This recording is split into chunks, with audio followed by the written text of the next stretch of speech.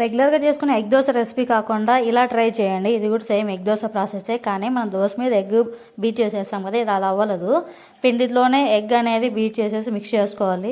Normal యాస్టీజ్ salt soda వేసేసుకొని మన dosa consistency మాత్రం వేసుకొని దోశ వేసుకుంటేనా క్రిస్పీనెస్ అనేది కానీ సాఫ్ట్నెస్ బాగుంటుంది. ముఖ్యంగా పిల్లలు తినే వాళ్ళకైతేనా స్మూత్గా సాఫ్ట్గా మెత్తగా స్పాంజ్ అయితే భలే వస్తుంది అనమాట.